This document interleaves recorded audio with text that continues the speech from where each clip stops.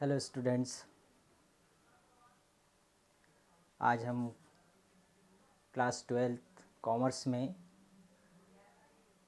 हमारा जो एक और महत्वपूर्ण सब्जेक्ट है बिजनेस स्टडी। बिजनेस स्टडी में हमारी फर्स्ट यूनिट है प्रबंध की प्रकृति और महत्व। कॉमर्स के हमारे सारे सब्जेक्ट जो है, जिसमें हमारा जो मुख्य सब्जेक्ट है अकाउंटेंसी और उसका दूसरा सब्जेक्ट है बिजनेस स्टडी, ये दोनों एक दूसरे से रिलेटेड है। हम बिजनेस स्टडी पढ़ेंगे तो ये हमारी थ्योरी है और ये हमारा मटेरियल है जिसके आधार पर हम अकाउंट्स करते हैं। तो अकाउंटेंसी करने के लिए हमें ये आधार देता है। तो बिजनेस स्टडी में हमारा जो फर्स्ट यूनिट है प्रबंध, प्रकृति और महत्व। तो ये प्रबंध मतलब मैनेजमेंट। अब ये मैनेजमेंट क्या है, ये शब्द हमने कई बार सुना होगा हमारे ज़िंदगी में। मैनेजमेंट हर जगह मैनेजमेंट सुनाई देता है, लेकिन वास्तव में मैनेजमेंट होता क्या है, इसके बारे में आज हम देखने वाले हैं। यदि हम इस विषय के बारे में देखें कि हमारे कोर्स में ये जो विषय आया हुआ है तो इसका मतलब क्या होता है, तो आज का जो मॉडर्न जो टाइम चल रहा है, आधुनिक समय है, उसमें प्रबंध जो है इसे एक विशेष महत्व प्राप्त हुआ है। हर फील्ड में हम देखते हैं कि प्रबंध का महत्व है। अब इसमें प्रबंध को हर जगह महत्व क्यों दिया गया है, तो यदि हम उसके बारे में देखें तो आज प्रबंध का अध्ययन एक विज्ञान के रूप में किया जाता है, साइंस के रूप में अध्ययन किया जा रहा है। साइंस क्या है हम आगे और देखने वाले में। वास्तव में औद्योगिक क्रांति से पूर्व उत्पादन का आकार बहुत छोटा था।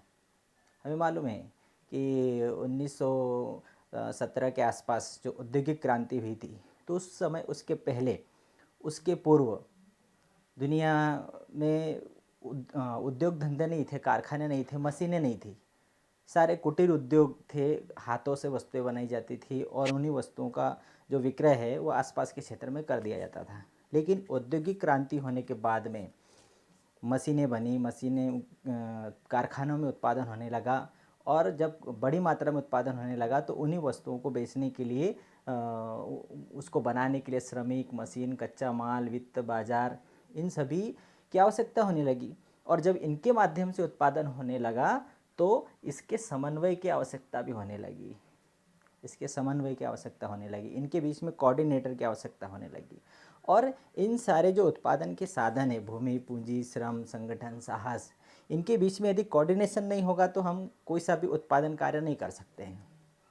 तो इनके कोऑर्डिनेशन करने के लिए ही किसकी आवश्यकता महसूस होने लगी, प्रबंध की। और यहीं से प्रबंध का जन्म होता है। पहले जब कुटीर उद्योग के माध्यम से घर के लोग ही वस्तुएं बनाते थे, आसपास की स्थानीय मार्केट में बेच देते थे, तो उसमें किसी प्रकार के समन्वय की आवश्यकता नहीं होती थी, प्रबंध की आवश्यकता नहीं होती थी, घर के लोग ही उसको मैनेज कर लिया करते थे।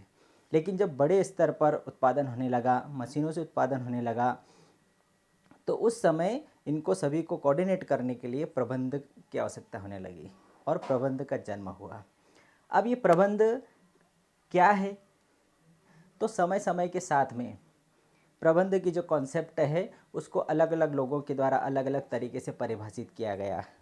तो ये प्रबंध की जो कॉन्सेप्ट है, कॉन्सेप्ट ऑफ मैनेजमेंट, ये क्या है, इसको हम समझते हैं। ये कई बार क्या होता है कि हम सीधे कहाँ चले जाते हैं, हम प्रबंध से क्या आशय है, उसकी परिभाषा क्या है, उसकी विशेषताएं क्या है, महत्व क्या है, उद्देश्य, हम यहाँ से पढ़ लेते हैं, याद कर लेते हैं। कई बार बच्चे कहीं भी पढ़ते हैं तो सीधे वो परीक्षा उपयोगी पढ़ लेते हैं और याद कर लेते हैं। लेकिन वास्तव में यदि हम उस सब्जेक्ट को समझने जाएंगे कि प्रबंध क्या है, तो उसके कॉन्सेप्ट को हमें समझना पड़ेगा, उसकी अवधारणाओं को समझना पड़ेगा।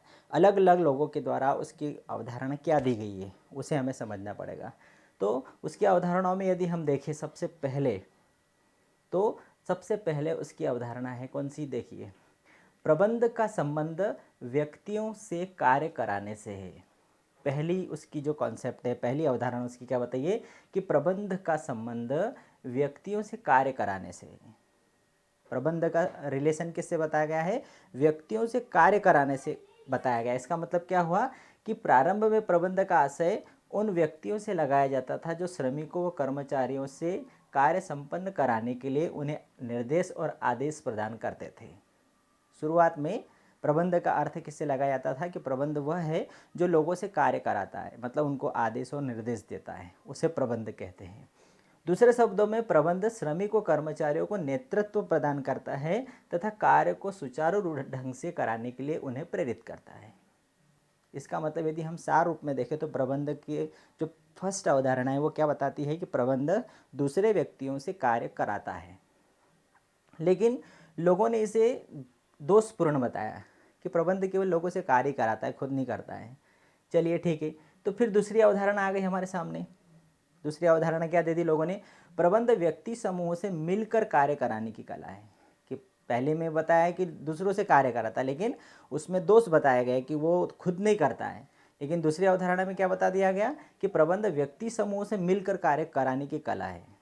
मतलब व्यक्ति जो समूह है, कोई भी कार्य एक व्यक्ति अकेला नहीं कर सकता है, वह व्यक्तियों का जो समूह है वह कार्य करता है। तो व्यक्ति समूह से मिल करके वो कार्य करता है। व्यक्ति समूह तो कार्य करता है, लेकिन साथ में प्रबंध भी उसके साथ में कार्य करता है। तो ये दूसरी अवधारणा आ गई। तीसरी अवधारणा क्या है कि प्रबंध एक प्रक्रिया है।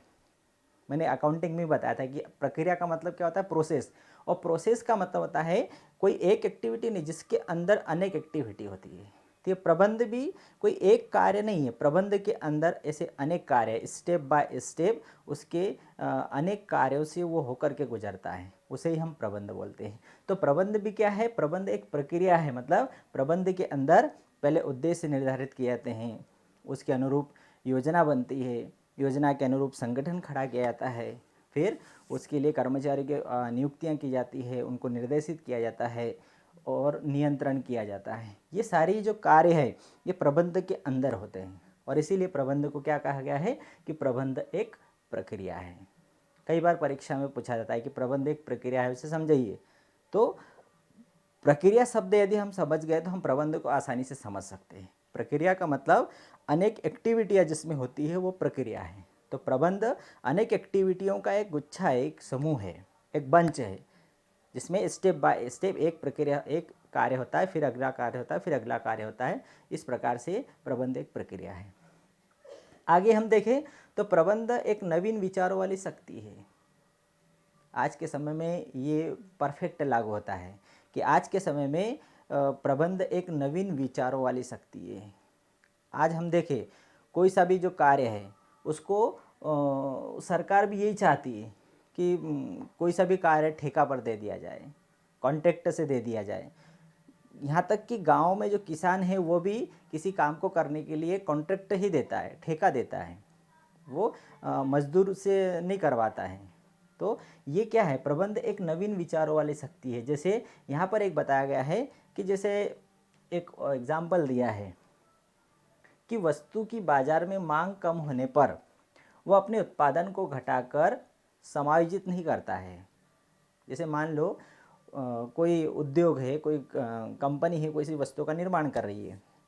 अब उस वस्तु की मांग कम हो गई मार्केट में, तो प्रबंध उस वस्तु का उत्पादन बंद नहीं करेगा, बल्कि क्या करेगा? एक नवीन मार्केट की खोज करेगा और उस मार्केट में माल को बेचेगा, या फिर उसकी मूल्य वस्तु की मूल्य उसकी लागत या उसके मूल्य को कम कर देगा और अधिक से अधिक और वस्तुओं को बेचेगा, उसके उत्पादन को कम नहीं करेगा। इस प्रकार से अलग अलग विचारों वाली शक्ति है प्रबंध। ये सब काम कौन करेगा? प्रबंध करता है। इसलिए प्रबंध को एक नवीन विचारों वाली शक्ति कहा गया है। और भी है, अगली कॉन्सेप्ट क्या बताइए कि प्रबंध निर्णय प्रक्रिया से संबंधित है। प्रबंध मतलब निर्णय लेना।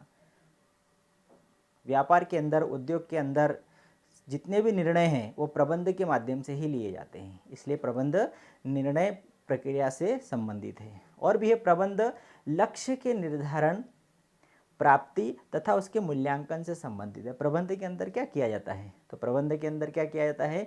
सबसे फर्स्ट प्रबंध के अंदर लक्ष्यों का निर्धारण होता है, उद्देश्यों का निर्धारण होता है। उसके बाद में उसे प्राप्त करना, अलग अलग संगठनों में कार्य को बांट करके उसे प्राप्त करना, और फिर उसका मूल्यांकन करना। ये 3 कार्य जो है वो प्रबंध के अंतर्गत होता है। अगली कॉन्सेप्ट क्या है? प्रबंध व्यवसाय का गत्यात्मक और जीवनदायी तत्व है। वास्तव में आज देखें तो बिना प्रबंध के आज कोई सा भी काम नहीं हो सकता। हर फील्ड में, हमारी लाइफ में भी यदि मैनेजमेंट नहीं होगा, प्रबंध नहीं होगा, तो हम कोई सा काम नहीं कर सकते हैं। तो प्रबंध आज के समय में व्यवसाय का एक गत्यात्मक तथा जीवनदायी तत्व है। गत्यात्मक मतलब गतिशील, और जीवनदायी तत्व है मतलब उसको जिंदा रखने वाला तत्व है। और देखो, पीटर ड्रकर ने उसके बताया है कि प्रबंध प्रत्येक व्यवसाय का गत्यात्मक और जीवनदायी तत्व है। इसके नेतृत्व के अभाव में उत्पादन के साधन केवल साधन मात्र रह जाते हैं, कभी उत्पादन नहीं बन पाते। प्रबंध यदि नहीं होगा तो उत्पादन के जितने भी साधन है, भूमि, पूंजी, श्रम, संगठन, साहस, ये धरे के धरे रह जाएंगे, केवल ये साधन ही रहेंगे। इससे कभी भी कोई प्रोडक्शन हम नहीं कर सकते। क्यों? इन सभी साधनों को काम में लगाने वाला कौन है? प्रबंध है। प्रबंध नहीं होगा तो ये साधन धरे के धरे रह जाएंगे। प्रबंध भी उत्पादन का एक साधन है, परंतु अन्य साधनों की तुलना में अधिक महत्वपूर्ण है। वास्तव में देखा जाए तो आज ऐसा कोई सा फील्ड नहीं बचा है जहाँ पर कि प्रबंध नहीं होता है। सार्वजनिक सेवाओं में ले लो, अस्पताल ले लो, नागरिक प्रशासन ले लो, राजनीतिक दल ले लो, इन सभी फील्ड में प्रबंध होता है। इन सभी में हम देख रहे हैं, सार्वजनिक सेवाओं में देख लो, आज हमारी गवर्नमेंट भी प्रबंध का इस्तेमाल करती है। कोई सा भी अधिकांश काम जो है गवर्नमेंट वो मैनेजमेंट को सौंप देती है। अस्पतालों में मैनेजमेंट की आवश्यकता होती है। नागरिक प्रशासन में, राजनीतिक दलों में बिना मैनेजमेंट का कोई काम नहीं हो सकता है। तो वास्तव में प्रबंध व्यवसाय का गत्यात्मक और जीवनदायी तत्व है। तो ये जो जितनी ये सारी बातें जो हमने देखी, ये सभी क्या है? ये प्रबंध का अर्थ हमें समझाती है कि प्रबंध क्या है, उसके बारे में हमें बता रहा है। ये आगे हम देखते हैं। अब आगे हम चलते हैं कि प्रबंध की परिभाषाएं क्या है। डेफिनेशन ऑफ मैनेजमेंट, कि प्रबंध की परिभाषाएं अलग अलग लोगों ने, अलग अलग प्रबंधकों ने, विद्वानों ने अलग अलग प्रकार से दी है। देखिए, सबसे पहली परिभाषा देखते हैं, F.W. टेलर। ये बहुत अच्छे प्रबंधक रहे हैं F.W. टेलर, जिन्होंने प्रबंध को परिभाषित किया है। प्रबंध यह जानने की कला है कि आप क्या करना चाहते हैं, और तत्पश्चात यह देखना कि वह सर्वोत्तम तथा मितव्ययी विधि से किया जाता है। प्रबंध क्या है? प्रबंध यह देखता है कि यह जानने की कला है कि आप क्या करना चाहते हैं, आपको क्या करना है। सबसे पहले तो प्रबंध ये पता लगाता है कि आपको क्या करना है। फिर उसको करने के लिए जितने भी तरीके हैं, उन तरीकों में से सर्वोत्तम तरीका कौन सा है, सर्वोत्तम विकल्प कौन सा है, उसका चयन करता है। और मितव्ययी विधि कौन सी है, फिर उस तरीके से करने के लिए जो विधि है, विधियों में भी बहुत सारी विधियां हैं, जिसमें कोई सी महंगी होगी, कोई सी सस्ती होगी, तो मितव्ययी कम से कम खर्चीली विधि कौन सी है, ये तय करने वाला कौन है? ये तय करने वाला प्रबंध है। प्रबंध यह जानने की कला है कि क्या करना है, उसे करने का सर्वोत्तम तरीका क्या है, और मितव्ययी विधि कौन सी। ये तीन बातें आ गई। कौन कौन सी तीन बातें? आप क्या करना चाहते हैं, पहली, उसको करने का सर्वोत्तम तरीका क्या है, और तीसरा मितव्ययी विधि क्या है। ये प्रबंध बताता है। तो ये किसने बताई? F.W. टेलर ने बताई है। लॉरेंस एप्पले क्या बोलते हैं? लॉरेंस एप्पले अपनी परिभाषा में बता रहे हैं कि प्रबंध व्यक्तियों का विकास है, न कि वस्तुओं का निर्देशन। प्रबंध क्या करता है? व्यक्तियों का विकास करता है, वस्तुओं का निर्देशन नहीं है। जैसे भूमि, पूंजी, श्रम, साहस, संगठन, ये उत्पादन के साधन है।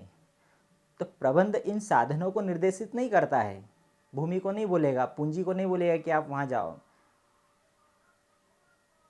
प्रबंध क्या करता है? जो व्यक्ति है, जो उस काम को करने वाले हैं, उनका विकास करता है, उन्हें निर्देशित करता है, उन्हें आदेशित करता है। तो प्रबंध व्यक्तियों का विकास है, न कि वस्तुओं का निर्देशन। वो वस्तुओं को निर्देशित नहीं करता है। व्यक्तियों का विकास करेंगे तो वस्तु अपने आप निर्देशित हो जाएगी। यदि किसी टेबल को उठा के दूसरी जगह रखना है तो हम टेबल को नहीं बोलेंगे कि ये इधर से उधर चली गया, वो अपने आप जाने वाली नहीं है। लेकिन हम किसी कर्मचारी को बोलेंगे कि इस टेबल को उठा के वहाँ रख दो, तो वो टेबल वहाँ चली जाएगी। तो प्रबंध यहाँ पर क्या है? व्यक्तियों का विकास है, न कि वस्तुओं का निर्देश। ये लॉरेंस एप्पले बताते हैं। आगे और दिया है, हेराल्ड कुंटज क्या बोलते हैं? अगली परिभाषा लुईस एलन की देख लेते हैं हम। प्रबंध वही है जो प्रबंधक का कार्य करता है। प्रबंध वही है जो प्रबंधक कार्य करता है। प्रबंधक मतलब मैनेजमेंट करने वाला। वो मैनेजमेंट करने वाला जो कार्य करता है वही प्रबंध है। मैनेजमेंट जो कार्य करता है उसे ही प्रबंध कहा जाता है। मतलब प्रबंध वही है जो प्रबंधक कार्य करता है। प्रबंधक मतलब जो मैनेजमेंट करने वाला जो वर्ग है, वह जो कार्य कर रहा है वही प्रबंध है, उसे ही प्रबंध कहा जाएगा। मैनेजमेंट का जो काम है उसे हम प्रबंध कहेंगे। हेराल्ड कुंटज की भी परिभाषा है। हेराल्ड कुंटज की परिभाषा देखिए, ये परिभाषाएं सारी जो यदि हम समझ गए तो इसकी विशेषताएं आप मन से लिख दोगे। इसकी परिभाषाओं को हम समझते हैं। हेराल्ड कुंटज क्या दे रहे हैं? प्रबंध औपचारिक संगठित समूहों में संगठित व्यक्तियों के द्वारा तथा उनके साथ मिलकर कार्य कराने की कला है।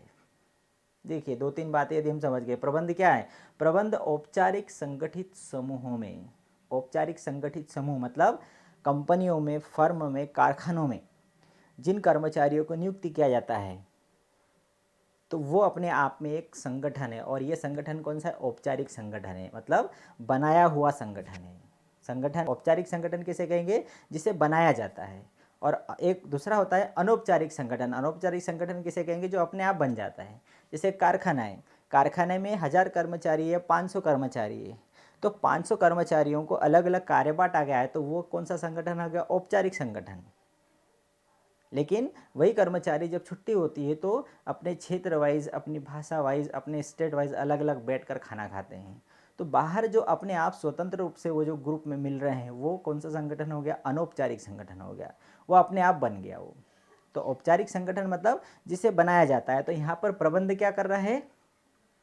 औपचारिक संगठित समूह जिनको नियुक्त किया जाता है कि आपको ये काम करना है, किसी समूह को हमने बोला कि आपको ये काम करना है, तो प्रबंध क्या कर रहा है? औपचारिक संगठित समूह में संगठित व्यक्तियों के द्वारा तथा उनके साथ मिलकर, उन जो उस समूह के द्वारा और उस समूह के साथ मिलकर के कार्य कराने की कला ही प्रबंध है। मतलब उस समूह जो काम कर रहा है, उस समूह के साथ मिल करके काम कराने की जो कला है वो क्या है? वो प्रबंध है। हेनरी फ्योल, हेनरी फ्योल की परिभाषा देखिए। हेनरी फ्योल क्या परिभाषा दे रहे हैं? तो हेनरी फ्योल की परिभाषा हम देखते हैं। हेनरी फ्योल भी बहुत अच्छे प्रबंधक है। आगे हम सिद्धांतों में पढ़ने वाले प्रबंध के सिद्धांतों में FW टेलर, हेनरी फ्योल, ये आगे आने वाले हैं। तो हेनरी फ्योल की भी अच्छी परिभाषा है जो हम याद कर सकते हैं। हेनरी फ्योल की परिभाषा क्या है? प्रबंध से आशय पूर्वानुमान लगाना पहला काम, योजना बनाना दूसरा काम, संगठित करना तीसरा काम, आदेश देना चौथा काम, समन्वय करना पांचवा काम और नियंत्रण करना छठा काम। हेनरी फ्योल ने क्या बता दिया? ये प्रबंध के कार्य बता दिए कि प्रबंध क्या करता है। तो प्रबंध क्या करता है? सबसे पहले पूर्वानुमान लगाता है, क्या करना है इसका पूर्वानुमान लगाता है। फिर क्या करता है प्रबंध? क्या करना है उसकी योजना बनाता है। डिसाइड हो गया कि क्या करना है, फिर उसकी योजना बनाता है, प्लानिंग बनाता है, नियोजन करता है, जिसे हम दूसरे शब्दों में बोले। फिर प्लानिंग के अनुसार कितने कर्मचारी की आवश्यकता है, उतने कर्मचारियों का संगठन खड़ा करता है। फिर चौथा काम, उस संगठन को आदेश देता है कि आपको ये काम करना है, मतलब कार्य का विभाजन किया जाता है। फिर उन जितने भी ग्रुप्स को काम बांटे गए हैं उन सारे ग्रुप्स में कोऑर्डिनेशन करना, समन्वय करना। जैसे उत्पादन करने के लिए कच्चे माल की आवश्यकता है, तो जब तक कच्चा माल नहीं आएगा तब तक उत्पादन नहीं होगा। उत्पादन होने के बाद पैकिंग करना है, जब तक उत्पादन नहीं होगा पैकिंग का काम शुरू नहीं होगा। तो ये सारे काम जो है वो एक दूसरे से रिलेटेड है, जुड़े हुए हैं। तो इनके बीच में कोऑर्डिनेशन का काम कौन करता है? प्रबंध, ये उसका एक कार्य है। और फिर नियंत्रण करना, ब्रेक अपने हाथ में रखता है। जब भी हम कोई सी स्पीड जो भी होती है, गति, उस गति में ब्रेक होना ज़रूरी है। तो यहाँ पर प्रबंध उस पर नियंत्रण भी रखता है। नियंत्रण रखना मतलब उस कार्य को बारीकी से देखता है कि कहाँ गलती हो रही है, उद्देश्यों के अनुरूप कार्य हो रहा है या नहीं। तो ये सारे जो कार्य हैं ये सभी प्रबंध के कार्य हो रहे हैं। हेनरी फ्योल ने इसमें सारी बातें बता दी हैं। तो प्रबंध क्या है? पूर्वानुमान लगाना, योजना बनाना, संगठित करना, आदेश देना, समन्वय करना और नियंत्रण करना है। बेस्ट परिभाषा ये प्रबंध की। और भी है, बहुत सारी परिभाषाएं दी है ना। हम इतनी सारी परिभाषाओं को हम बता सकते हैं। अब देखिए, इसी आधार पर प्रबंध की विशेषताएं भी दी गई है कि प्रबंध, ये परिभाषाएं जितनी अभी हमने देखी, इस आधार पर हम बता सकते हैं कि प्रबंध की कौन कौन सी विशेषताएं हैं। सबसे पहले प्रबंध की विशेषता दी है कि प्रबंध उद्देश्यपूर्ण है। प्रबंध क्या है? प्रबंध उद्देश्यपूर्ण है, मतलब बिना उद्देश्य के प्रबंध हो ही नहीं सकता है। यदि हमें कोई काम ही नहीं करना है तो हम प्रबंध को नियुक्त क्यों करेंगे, क्यों मैनेजमेंट करेंगे? बिना उद्देश्य के कोई काम हो ही नहीं सकता है। प्रबंध की प्रथम विशेषता है इसका उद्देश्य पूर्ण होना।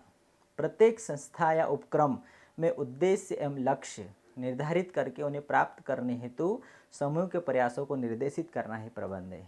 कोई सा भी उपक्रम हो, संस्था हो, कंपनी हो, सबसे पहले उसमें उद्देश्य और लक्ष्य निर्धारित किए जाते हैं और उन्हें प्राप्त करने के लिए ही प्रबंध होता है। दूसरा क्या है? सामूहिक प्रयास। प्रबंध पहला काम, प्रबंध की पहली विशेषता क्या हो गई कि प्रबंध उद्देश्य पूर्ण होता है। उन उद्देश्यों को प्राप्त करने के लिए दूसरी विशेषता क्या है? सामूहिक प्रयास। कोई सा भी काम बिना समूह के नहीं हो सकता, बिना संगठन के नहीं हो सकता है। तो प्रबंध क्या करता है? प्रबंध के अंतर्गत एक उपक्रम या संस्था में कार्यों का संपादन सामूहिक प्रयासों द्वारा किया जाता है। किसी भी काम को सामूहिक प्रयास के द्वारा संपन्न करवाया जाता है। विभिन्न व्यक्तियों के समूह के कार्यों का समन्वय ही प्रबंध है।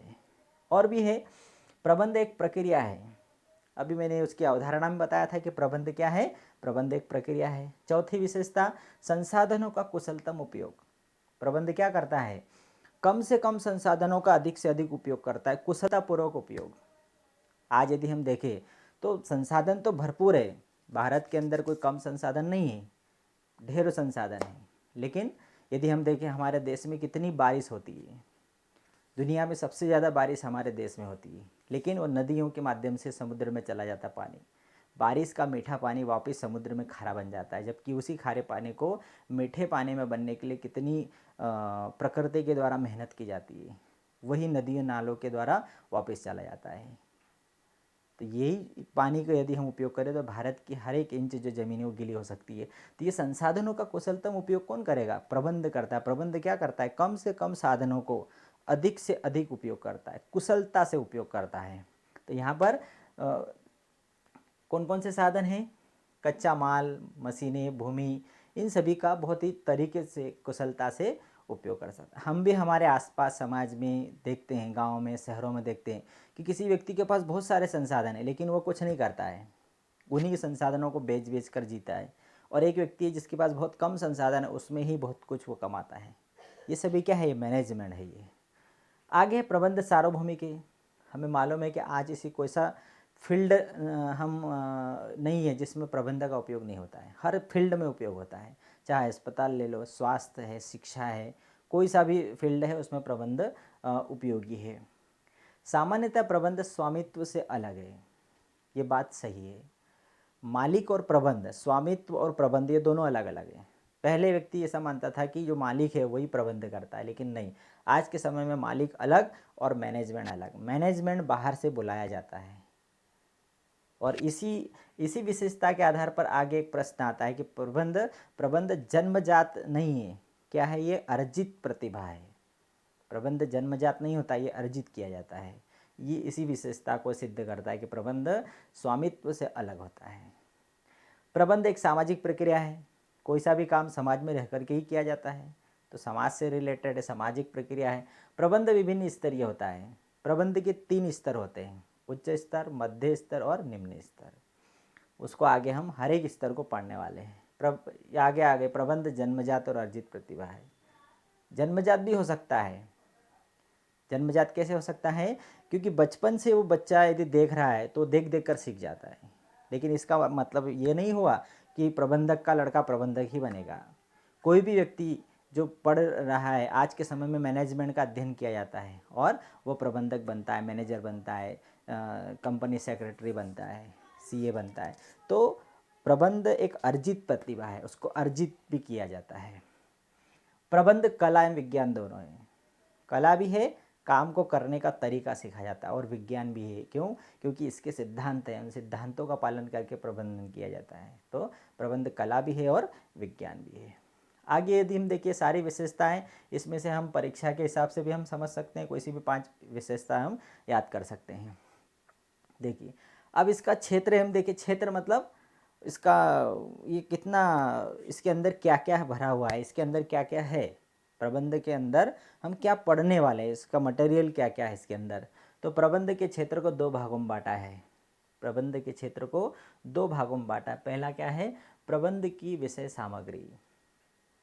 प्रबंध की विषय सामग्री मतलब प्रबंध में कौन कौन से विषय आ रहे हैं वो, और दूसरा प्रबंध की सर्वव्यापकता मतलब उसकी उपयोगिता कहाँ कहाँ है। पहला तो प्रबंध के अंदर क्या क्या है भरा हुआ, और दूसरा उसका उपयोग कहाँ कहाँ है।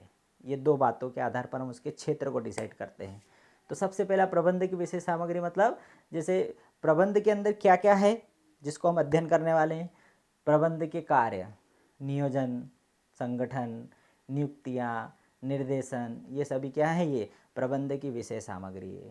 इसके अंदर ये सारी चीज़ें हैं। अब भी मैंने थोड़ी देर पहले बताया कि हेनरी फ्योल की परिभाषा में देखा था, पूर्वानुमान लगाना, फिर योजना बनाना, योजना बनाना मतलब नियोजन करना, फिर संगठन, ये सभी कार्य है, नियुक्तियाँ, निर्देशन, ये प्रबंध की विषय सामग्री है। इस पर आधारित एक एक हमारा चैप्टर आगे है इसी में। फिर अभिप्रेरणा, नियंत्रण, समन्वय, प्रबंध, ये सारे ये 7 क्या हैं, ये उसके कार्य हैं, प्रबंध की विषय सामग्री है। शॉर्ट में बताता हूँ। नियोजन, नियोजन प्रबंध का पहला कार्य है जिसके अंदर योजना बनाई जाती है। संगठन, इस योजना के अनुसार एक स्ट्रक्चर खड़ा किया जाता है, संगठित किया जाता है समूहों में। फिर नियुक्तियाँ की जाती है, आवश्यकता के अनुसार कर्मचारियों को नियुक्ति किया जाता है, भर्ती की जाती है। निर्देशन, कार्य को बांटकर फिर उन्हें निर्देशित किया जाता है कि आपको ये कार्य करना है। अभिप्रेरणा, अभिप्रेरणा मतलब कर्मचारियों को प्रोत्साहित किया जाता है, अभिप्रेरित किया जाता है। अभिप्रेरित करने के बहुत सारे तरीके हैं। मौद्रिक अभिप्रेरणा भी होती है, गैर मौद्रिक अभिप्रेरणा भी होती है। किसी को हम पीठ थपथपाकर शाबाशी भी देते हैं और किसी को वित्त दे करके भी शाबाशी दी जाती है। तो ये अभिप्रेरित करना जिससे कि वो और अधिक क्षमता से कार्य करे। नियंत्रण करना, कंट्रोल रखना, हर एक कार्य के ऊपर प्रबंध अपना नियंत्रण रखता है। और समन्वय करना, उसका कोऑर्डिनेशन करना, इन सारे कामों में एक उसकी जो लगाम है वो अपने हाथ में रखता है। दूसरा कौन सा आ गया, पहला हमने क्या देखा, प्रबंध की विषय सामग्री। अब दूसरा क्या आ गया, प्रबंध का की सर्वव्यापकता। अब इसका प्रबंध का उपयोग कहाँ कहाँ होता है, तो देखो पहला दिया है प्रबंध का अंतर्राष्ट्रीय स्वरूप। अंतर्राष्ट्रीय स्वरूप, आज विश्व में प्रबंध का उपयोग होता है। देखिए यहाँ दिया है, प्रबंध अब एक अंतर्राष्ट्रीय स्वरूप में विकसित हो रहा है। कोई सा भी देश ले लो, आज विकसित राष्ट्रों के विकास के पीछे का जो राज है वो प्रबंध ही है। आज हमारा देश भी जो विकास कर रहा है उसके पीछे प्रबंध ही है। सभी प्रकार के उपक्रमों में प्रबंध, चाहे कोई सा भी उपक्रम ले लो, बैंक ले लो, बीमा ले लो, अस्पताल ले लो, बैंक, बीमा, अस्पताल, होटल, शिक्षण संस्थान, वस्तु व्यापार, सेना, इन सभी में प्रबंध का उपयोग होता है। अगला है प्रबंध का कार्यात्मक स्वरूप। प्रबंध में क्रय प्रबंध, उत्पादन प्रबंध, विपणन प्रबंध, वित्त प्रबंध, कार्मिक प्रबंध, ये सभी प्रबंध के ही विषय हैं और इनमें प्रबंध का उपयोग होता है। तो ये सभी क्या है, ये प्रबंध की सर्वव्यापकता बता रहा है। तो प्रबंध के क्षेत्र को हमने दो भागों में बांटा, एक तो प्रबंध की विषय सामग्री और दूसरा भाग कौन सा है, प्रबंध की सर्वव्यापकता मतलब प्रबंध का उपयोग कहाँ कहाँ होता है। आगे हम देखते हैं प्रबंध, संगठन एवं प्रशासन। ये तीनों शब्दों में कभी कभी हम कन्फ्यूज हो जाते हैं कि प्रबंध मतलब मैनेजमेंट, दूसरा शब्द कौन सा आ गया है, संगठन, संगठन मतलब ऑर्गेनाइजेशन, और प्रशासन, प्रशासन मतलब एडमिनिस्ट्रेशन। अब ये तीनों क्या है, मैनेजमेंट, ऑर्गेनाइजेशन और एडमिनिस्ट्रेशन। प्रबंध, संगठन और प्रशासन, ये क्या है, ये तीनों एक है कि तीनों की मीनिंग अलग अलग होती है, इसको हम समझते हैं। देखिए, प्रबंध तथा संगठन, ये दोनों को पहले समझते हैं, प्रबंध और संगठन को, मैनेजमेंट और ऑर्गेनाइजेशन को समझते हैं। इसको देखिए, प्रबंध संगठन से अधिक व्यापक है। क्यों? क्योंकि संगठन प्रबंध का एक कार्य है। प्रबंध के जो कार्य हमने पढ़े, नियोजन, संगठन, नियुक्तिकरण, तो संगठन प्रबंध का एक कार्य है। इसका मतलब कि जो प्रबंध है संगठन से अधिक बड़ा है, अधिक व्यापक है, अधिक फैला हुआ है। प्रबंध के प्रमुख कार्यों में एक संगठन है। किसी भी संस्था के संगठन का सुदृढ़ ढांचा तैयार करने का उत्तरदायित्व तो प्रबंध के ऊपर होता है। कि कोई सी भी संस्था है उसका एक स्ट्रक्चर खड़ा किया जाता है और उसको खड़ा करने वाला प्रबंध होता है। हम दशहरे पर देखते हैं, दशहरे पर हमें बहुत बड़ा रावण दिखता है, लेकिन रावण जो खड़ा हो रहा है उसके पहले की तैयारी यदि हम देखेंगे कि उसको बनाने के लिए एक स्ट्रक्चर तैयार किया जाता है रावण का, और फिर उसको कपड़े पहनाए जाते हैं, तो हमें ऐसा लगता है कि बहुत बड़ा रावण, लेकिन जो उसका स्ट्रक्चर तैयार किया गया है, तो ये क्या है, उसका वो स्ट्रक्चर तैयार करना। तो कोई सी भी संस्था है, संस्था का स्ट्रक्चर तैयार करना, वो संगठन खड़ा करना, ये किसका काम है, मैनेजमेंट का काम है। और तो प्रबंध अलग हो गया और संगठन अलग हो गया। अब यहाँ पर हम समझ जाएंगे थोड़ा सा। प्रबंध संस्था के उद्देश्यों को प्राप्त करने में तभी सफल होता है जबकि संगठन उचित होता है। भाई प्रबंध अपने उद्देश्यों को तभी प्राप्त कर सकता है जबकि उसका संगठन अच्छा होगा। तो इस आधार पर हम समझ जाएंगे कि प्रबंध क्या है और संगठन क्या है। थियो हेमन ने दिया है, संगठन एक प्रक्रिया है, एक प्रोसेस है जिसके द्वारा उद्यम के कार्यकलापों को परिभाषित और वर्गीकृत किया जाता है। संगठन में काम को बांटा जाता है, अलग अलग समूहों में कार्य को बांट दिया जाता है। लोगों में अधिकार संबंध स्थापित किए जाते हैं।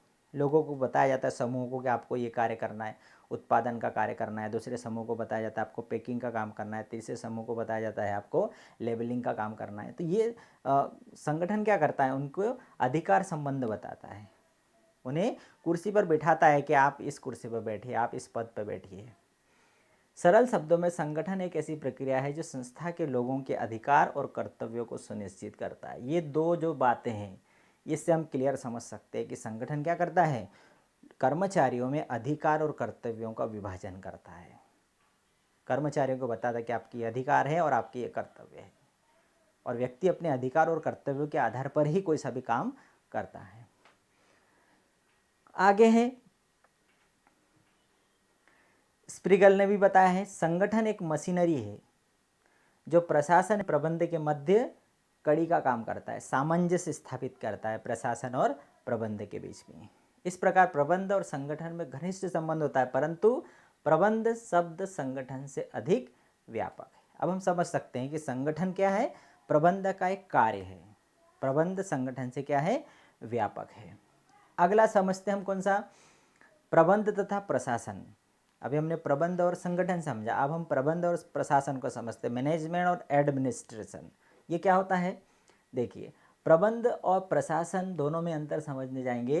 तो प्रबंध और प्रशासन, देखिए यहाँ हम परिभाषा देखते हैं, ओलिवर सेल्डन ने दिया है, प्रबंध उद्योगों में संपन्न किए जाने वाला वह कार्य है जिसका संबंध प्रशासन द्वारा निर्धारित सीमाओं के अंतर्गत नीतियों को क्रियान्वित करने तथा अपने समक्ष रखे गए निर्धारित उद्देश्यों की पूर्ति के लिए संगठन का उपयोग करने से है।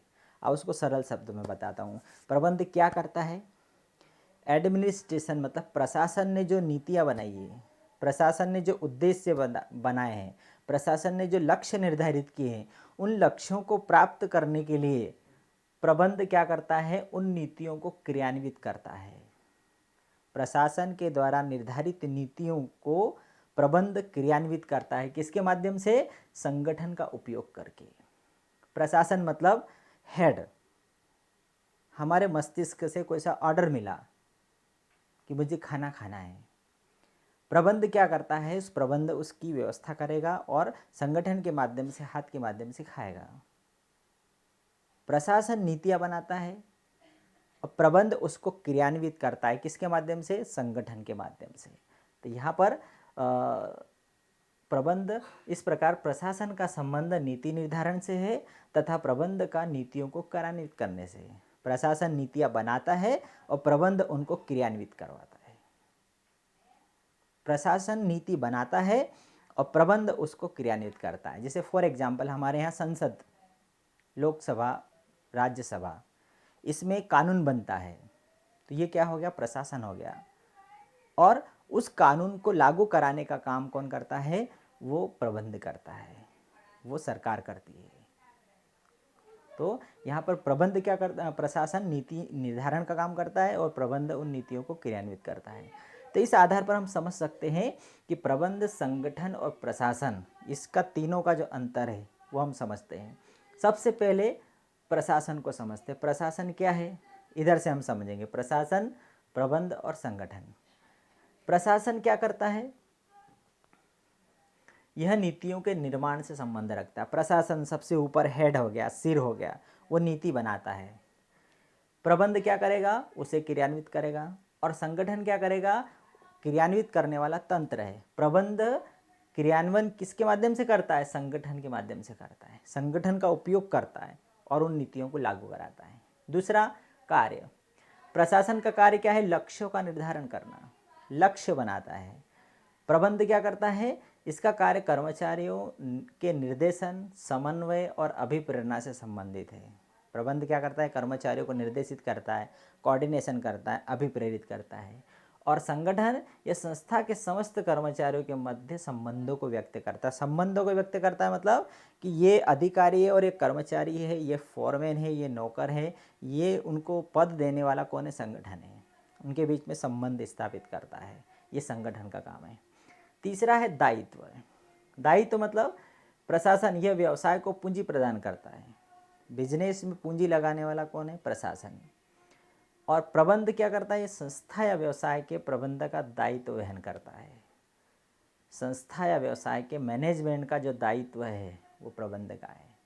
और संगठन क्या करता है, यह प्रबंध तथा प्रशासन के मध्य कोऑर्डिनेशन का दायित्व वहन करता है। प्रशासन पैसा लगाता है, प्रबंध प्रबंधन का दायित्व वहन करता है, और संगठन प्रशासन और प्रबंध के बीच कोऑर्डिनेशन का दायित्व वहन करता है। गठन, इसमें प्रायः कंपनी का अध्यक्ष, संचालक मंडल और महाप्रबंधक आते हैं। प्रशासन में अध्यक्ष, संचालक मंडल और महाप्रबंधक। और इसमें विभागीय प्रबंधक क्रय विभाग, विक्रय विभाग, विपणन विभाग, जो अलग अलग जो डिपार्टमेंट होते हैं कंपनियों में, कारखानों में, तो विभाग का जो प्रबंधक है, मैनेजर है, तो ऐसे अलग अलग प्रबंधक होते हैं। मध्य स्तरीय प्रबंधक और पर्यवेक्षकीय प्रबंधक, ये सभी किस में आते हैं, प्रबंध में। और संगठन में इसमें संपूर्ण प्रबंध तंत्र तीनों आ जाते हैं, उच्च स्तर, मध्य स्तर, निम्न स्तर। स्ट्रक्चर मतलब हमारा पूरा शरीर, ये एक संगठन है। इसमें शरीर, हमारा सिर भी आ गया, हमारा हार्ट भी आ गया और हमारा पूरा तंत्र आ गया, तो ये पूरा संगठन है। तो पूरा कंपनी है वो पूरे अपने आप में एक संगठन है।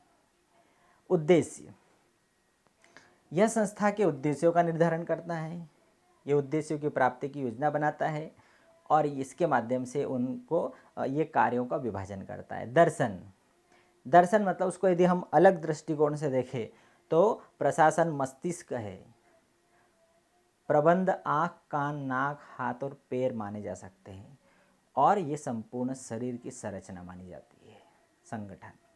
तो इस आधार पर हम इस प्रकार से हम प्रबंध को प्रबंध, संगठन, प्रशासन, हम तीनों इसको समझ सकते हैं, इसके अंतर को हम याद कर सकते हैं। आगे और दिया गया है प्रबंध के उद्देश्य से हम नेक्स्ट वीडियो में हम पढ़ेंगे। Thank you.